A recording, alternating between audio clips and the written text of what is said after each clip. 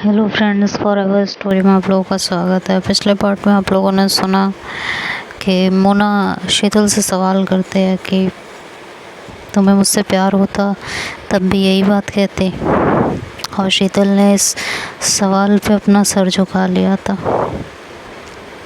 थोड़ी देर कुछ सोचती रही और फिर एक गहरी सांस लेकर बोली कि मोना, मैं फिर यही कहूँगी कि जिस बात का जवाब जानती हो उसे पूछ क्यों रही हो।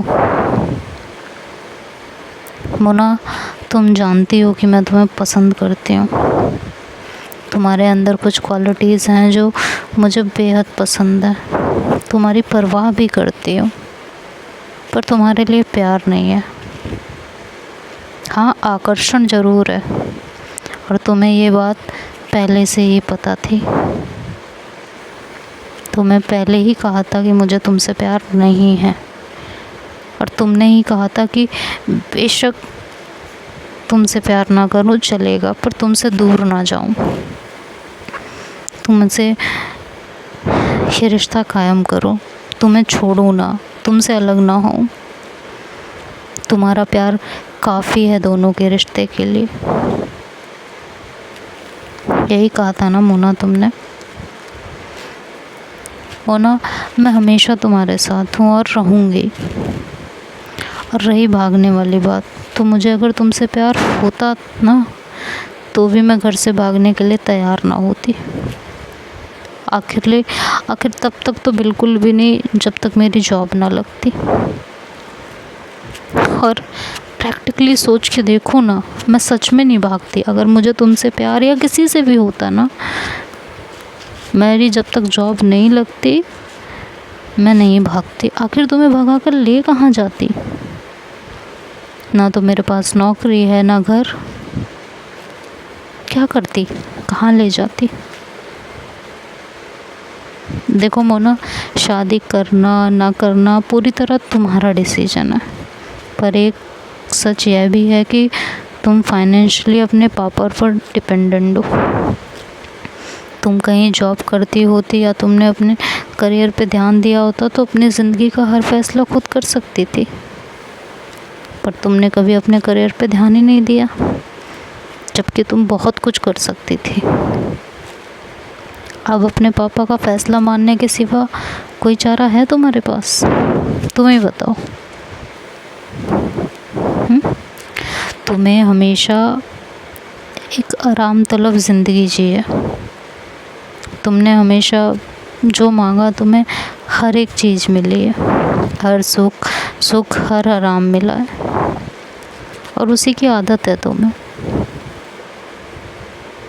जो अब तक तुम्हारे पापा मुहैया कराते आए हैं, वो सब कुछ तुम्हारे पापा ने आज तक अरेंज किया है, और शादी के बाद तुम्हारा पति देगा। तो अब जो भी करना है तुम्हें करना है, क्योंकि तुम्हारी ज़िंदगी है। सोच समझ लो। ये कहकर शीतल चुप हो गई थी। थोड़ी देर चुप रहने के बाद वो फिर से बोली कि देखो, वैसे शादी करने में कोई बुराई नहीं है। लड़का वेल सेटल्ड है, अमीर है, हैंडसम है। एक बार शादी के भी मज़े ले लो, ताकि कोई बाद में रिग्रेट ना रहे। हो सकता है वो लड़का तुम्हारी मुझसे भी ज़्यादा केयर करे, प्यार करे, तुम्हें हर सुख दे। हो सकता है तुम्हें ये शादी रास आ जाए, और अगर ना भी आई तो तुम उसे छोड़ सकती हो, भाग सकती हो। और पिछले दिनों से मरने के तो रट लगाई ही हो। तो आखिर तक आते आते शीतल मुस्कुरा पड़ी थी, और मोना की तरफ देखते हुए बोली कि मैं मजाक कर रही हूँ, पर शादी करने और मरने के अलावा तुम्हारे पास कोई और ऑप्शन है तो बताओ। मुझसे जो हो सकेगा मैं करूँगी। बताओ, कोई और ऑप्शन है? थोड़ी देर चुप रहने के बाद शीतल ने मोना का हाथ अपने हाथों में लिया, क्योंकि मोना बहुत चुपचाप बैठी थी। ऐसा लग रहा था जैसे ज़िंदगी से हारी हुई हो। मोना को तो प्यार है ही ना, तो लगेगा ही। शीतल ने मोना का हाथ अपने हाथों में लिया और उसके हाथों को हल्के से दबाते हुए कहा कि मानती हूँ कि मुझे तुमसे प्यार नहीं है, कम से कम वैसा नहीं है जैसा तुम करती हो मुझसे या चाहती हो मुझसे। पर पिछले कुछ सालों से तुम मेरी ज़िंदगी का अहम हिस्सा रही हो, बहुत इम्पोर्टेंट पार्ट रही हो। मेरी इमोशनल और फिज़िकल दोनों नीड्स तुमने पूरी की है।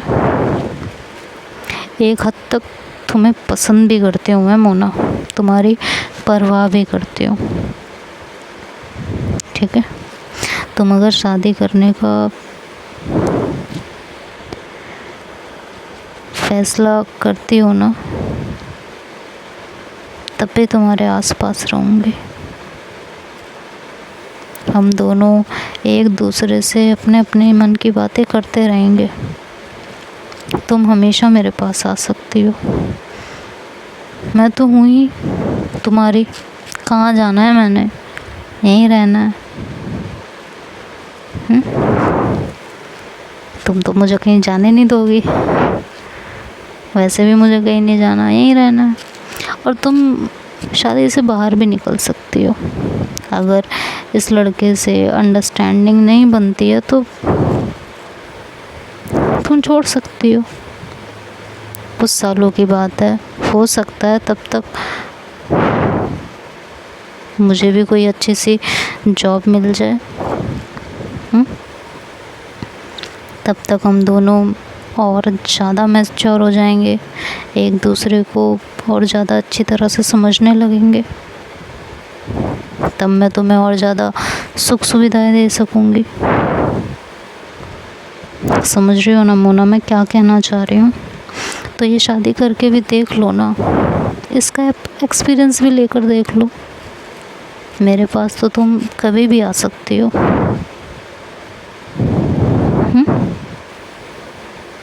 ये कहकर शीतल चुप हो गई थी। दोनों के बीच एक लंबी खामोशी थी। दोनों ही एक दूसरे से कुछ नहीं बोल रहे थे। एक अजीब सी खामोशी दोनों के बीच पसरी हुई थी। लफ्ज़ों ने शोर मचाना बंद कर दिया था और अब लफ्ज़ों की जगह खामोशी ने ले ली थी। मोना ने धीरे से सर शीतल के कंधों पर टिका दिया था और अपना हाथ शीतल के हाथों में और अपनी उंगलियां उसकी उंगलियों के बीच में फंसाकर उसकी उंगलियों से खेलने लगी थी। इस तरह उंगलियों से खेलते हुए शीतल को अचानक नीलू की याद आ गई। उसे वो पल याद आने लगे जब दोनों के हाथ एक दूसरे के हाथों में ऐसे ही उलझे होते थे। दोनों एक दूसरे की उंगलियों से ऐसे ही खेला करते थे। नीलू के साथ बिताए हुए उसे हर एक पल याद आने लगते हैं। किस तरह पहली बार उसने नीलू को छुआ था, नीलू कैसे शर्माई थी। फेयरवेल से आके जब पार्क में बैठे थे तो किस तरह मेरे हाथ पकड़ के मुझे परेशान कर रही थी। मेरी उंगलियां अपनी उंगलियों में उलझाए हुए थी। हर एक बात उसे याद आ रही थी और यही सब सोचते सोचते उसने मन ही मन कहा कि कितने साल गुजर गए हैं, अभी तक मैं नीलू को नहीं भुला पाई हूँ। मैं उसे क्यों नहीं बुला पा रही हूँ? कब तक वो मेरे मन में ऐसे ही रहेगी? तभी उसके मन में एक सवाल उभर आया, क्या नीलू की वजह से ही मैं मोना से प्यार नहीं कर पाई? क्या उसकी वजह से ही मुझे मोना से कभी प्यार नहीं हुआ?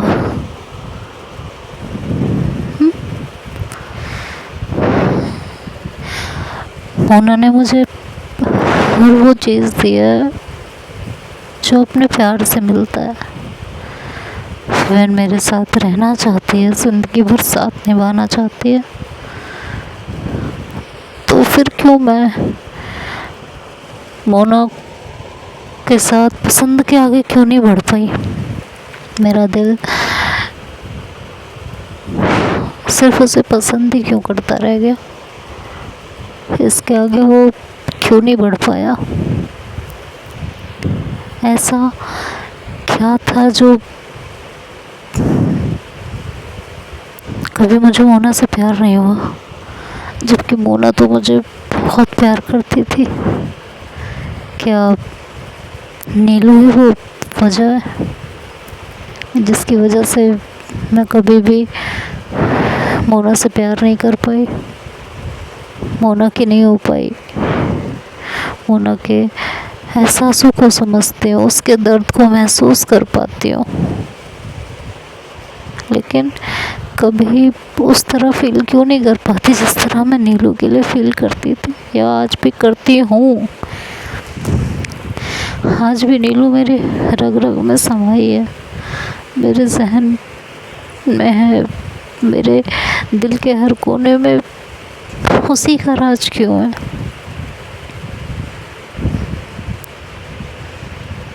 क्या प्यार कभी इंसान भूल नहीं पाता? क्या वो ज़िंदगी में कभी आगे नहीं बढ़ने देता? क्या वो खुद की जगह कभी किसी को नहीं लेने देगा? क्या मैं ज़िंदगी भर ऐसे ही तड़पती रहूँगी जिस तरह मैं मोना से प्यार नहीं कर पाई? क्या ऐसे ही? और वो यही सब अपने मन में सोचने लगती है, परेशान हो रही होती है सोच सोच के काफ़ी। तो देखते हैं अब आगे क्या होगा, ये तो नेक्स्ट पार्ट में सुनेंगे।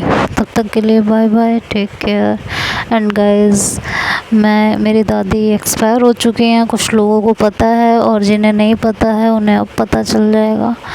तो मेरी दादी एक्सपायर हो गई हैं, तो अब मैं अपने गांव जा रही हूँ कुछ दिनों के लिए, करीबन 2 हफ्तों के लिए, या 1.5 हफ्ता तो मिनिमम मान के चलिए।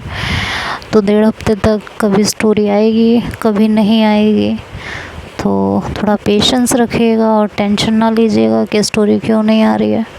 और इन्हीं सब चक्करों में स्टोरी लेट आ रही है, और पिछले कुछ दिनों से आ भी नहीं रही थी, माइंड ठीक नहीं था, फ्लड भी है। और अब मैं अपने गांव जा रही हूँ तो वहाँ नेटवर्क इशू भी रहता है बहुत ज़्यादा, और काम भी बहुत रहेंगे, तो कभी स्टोरी आएगी और कभी नहीं। तो फ़िलहाल स्टोरी शॉर्ट भी हो सकती है, नहीं भी आ सकती है, तो प्लीज़ कोऑपरेट कीजिएगा। Bye bye, take care.